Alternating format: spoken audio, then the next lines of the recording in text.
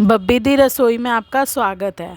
मेरा बेटा जब से सर्दियाँ आई हैं बहुत बोर हो गया था मूली गोभी और आलू के परोठे खा खा के, तो उसने मुझे ये बात कही, मम्मी कुछ और डिफरेंट नाश्ता सुबह बना के खिलाओ। तो इसलिए रात को जो पीली चने की और काली उड़द की दाल मैंने बनाई थी वो बच गई थी।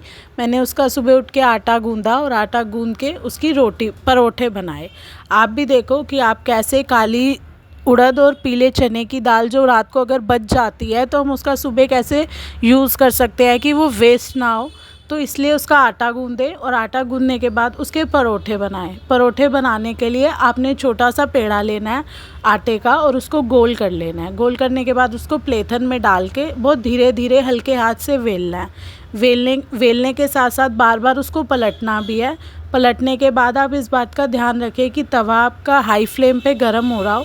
जब तवा अच्छे से गर्म हो जाए तो उस पर हल्का सा घी लगाएं और घी लगाने के बाद उस पर जो रोटी आपने वेली है, परोठा आपने वेला है, वो उसको डालें।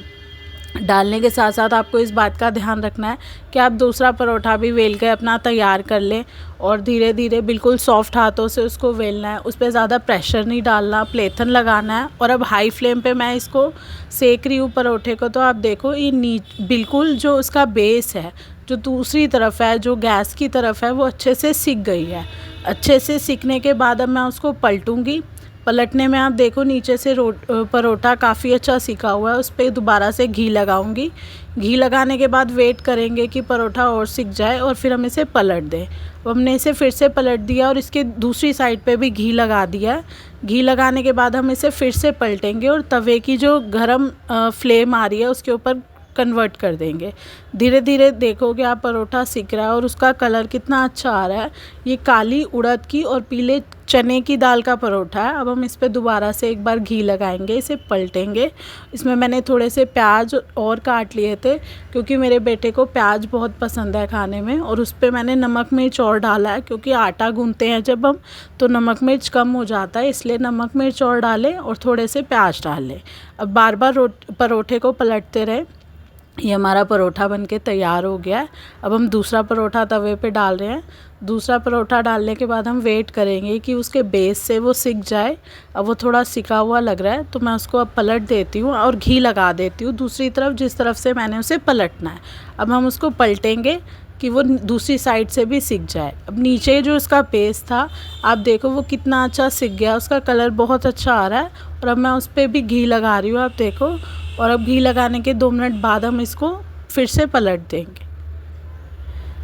पलटने के बाद हमारा दूसरा परोठा भी रेडी होने वाला है। जो नीचे परोठा मेरे पास पड़ा है उसके साथ मैंने मक्खन रख लिया है, अमूल बटर रख लिया है और साथ में अब दूसरा परोठा भी रेडी है, सिक रहा है। उसको पलट लेते हैं ताकि वो जल ना जाए। इस बार बार पलटने से ये होगा कि वो रोटी परोठा जलेगा नहीं और उसको काफ़ी अच्छा उसका लुक और काफ़ी अच्छा सिक जाएगा क्योंकि मेरे बेटे को करारे परोठे खाने पसंद है इसलिए।